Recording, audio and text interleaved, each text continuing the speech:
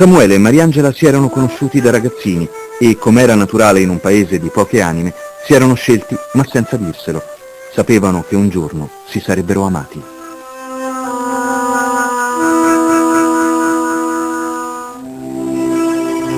Accadde un pomeriggio d'autunno. Si incontrarono nella piazzetta della chiesa dove c'era la fontana. Lei era di spalle, intenta a riempire una brocca. Si era fatta bella quel giorno. Nane do meu, nane do meu, nane do meu, nananai.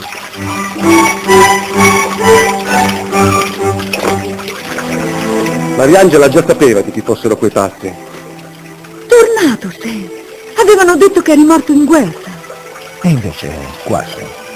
Vuoi bere? Tieni.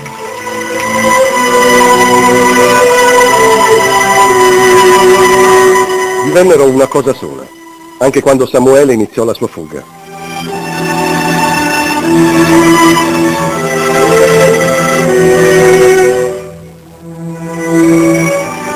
Samuele, sono io. Mariangela, di nascosto, andava a trovarlo nelle anguste grotte ai piedi del Gennargentu e lui le faceva trovare quelle piccole regge preistoriche riscaldate dal fuoco.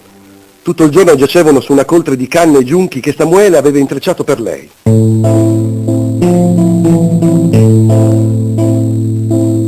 Tutto questo finirà, vedrai. Io non voglio che finisca. Si perdeva nei racconti fantastici di Samuele, di quando le raccontava che nel bosco si poteva sentire il respiro delle piante. La sera, rientrando a casa, teneva stretto quel segreto e tutta la notte ripensava al suo eroe.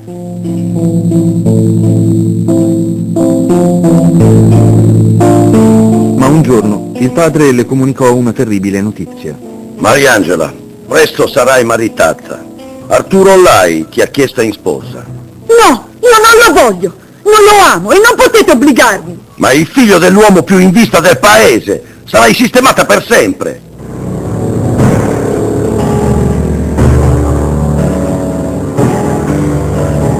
Costretta dalle circostanze, avrebbe finito per sposarlo, se non fosse stato che, una notte, il giovane Arturo fu trovato morto, ucciso. Il paese, sconvolto, emise il proprio verdetto. Stocchino è stato, quella belva. Tutti lo sanno, che è pazzo di gelosia. Mariangela sa dove si nasconde. Bisogna seguirla per scovare quel criminale.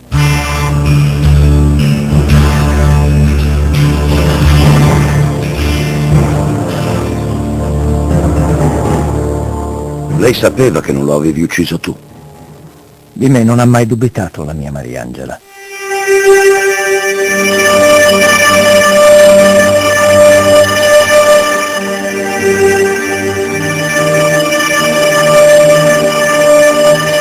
Nel pronunciare quel nome non riesce a trattenere la commozione. La tubercolosi gliel'aveva portata via per sempre. Era morta tra le sue braccia, dentro le viscere della montagna più erta dell'isola. Quel giorno Samuele aveva sentito uno schianto nel petto, come quando la ruota di un carro spacca una pietra.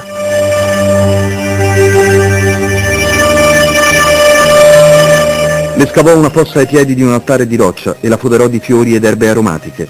A nessuno mai svelò il luogo della sepoltura, ma la gente di Sardegna imparò della scomparsa e qualcuno ricordò Mariangela nelle proprie poesie. La sua casa, una caverna dove il vento le portava il respiro del mare e la luna, complice, apriva con i suoi raggi la serratura della porta d'argento. Tutta la gente che si ricordava di lei, compiangendone la sorte e il tormento, non saprà mai quanto è forte la fiamma dell'amore e della morte.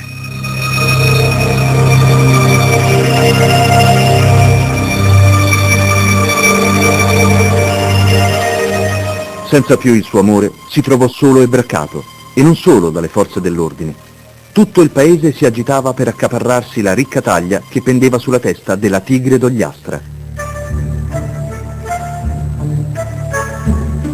Qualcuno convinse un suo lontano parente a fare da intermediario. Luogo dell'incontro, Samodizzi, un vecchio podere adagiato sulla collina. Stocchino, travestito da signorotto di campagna, era già pronto ad uscire dal rifugio nel bosco, quando sentì provenire un rumore di passi. Si fermò. Per non far rumore, trattenne persino il respiro.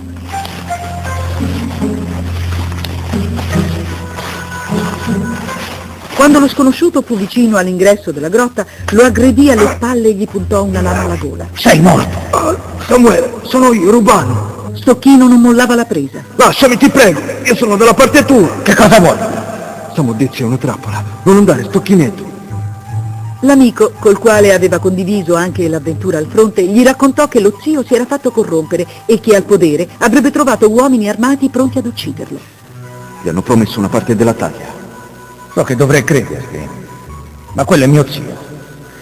Negli occhi lo voglio guardare mentre fa ammazzare il sangue del suo sangue.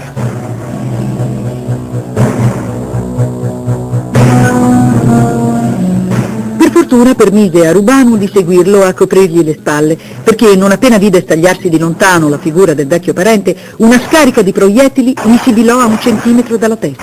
Uno lo colpì ad una gamba. Cadde a terra, ma riuscì ad alzarsi e a dileguarsi nella boscaglia.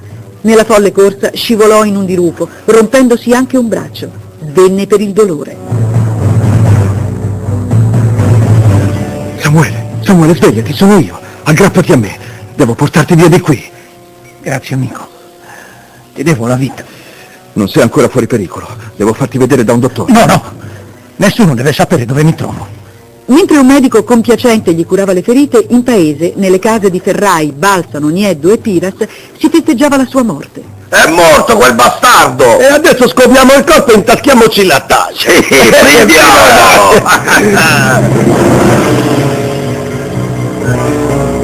Erano trascorsi già 2 anni e della tigre d'Ogliastra mai più traccia. Lo davano per morto, ma nessuno aveva trovato il suo cadavere. Avrà fatto la fine che meritava. In pastaccordi e lupi. Ad Arzana raramente ormai si parlava di lui, fino all'inverno del 1925.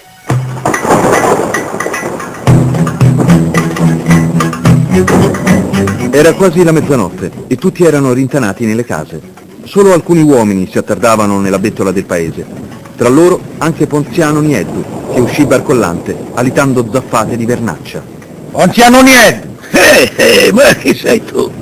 L'uomo dal volto coperto gli fece d'improvviso agghiacciare il sangue Il tuo destino so. e senza dargli il tempo di rispondere gli legò le mani e lo bendò. Avanti, cammina! Ma cosa vuoi? Ma cosa ti ho fatto? Fra poco lo saprai. Nieddu fu condotto fuori del paese e quando lo sconosciuto gli tolse la benda dagli occhi, capì.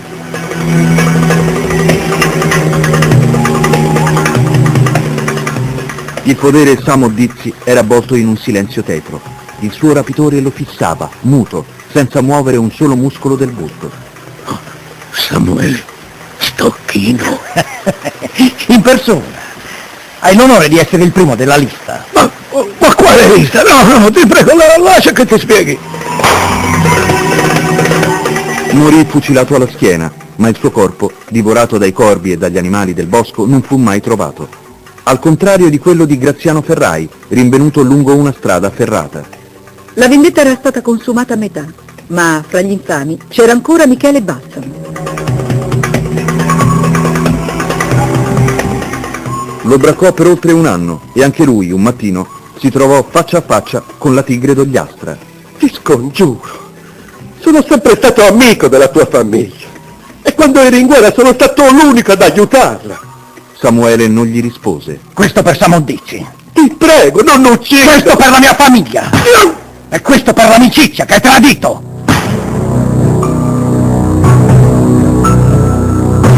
Adesso ti è rimasto solo Antonio Piras. Sì, ma non lo ucciderò. Gli ho già dato un dolore assai peggiore della morte. Stocchino, non sarei stato tu. Sì, io sono stato. Ma era una bambina di 7 anni. La tigre d'Ogliastra è percorso da un fremito. Il suo odio è cieco. La incontrai per caso mentre tornava a casa. E cosa le hai fatto? Il suo corpo? Nemmeno una tomba deve avere per piangere quell'infame. Ma adesso basta. Non ho più nulla da chiedere a questa vita. L'amico non ha la forza di rispondere a tanta ferocia. Soltanto, appoggiandogli un braccio sulle spalle, gli dice: Addio. Addio. Samuele Stocchino, Muore quella stessa notte divorato non dai rimorsi, ma dalla febbre polmonare. Si chiude così l'amara storia della tigre d'Ogliastra.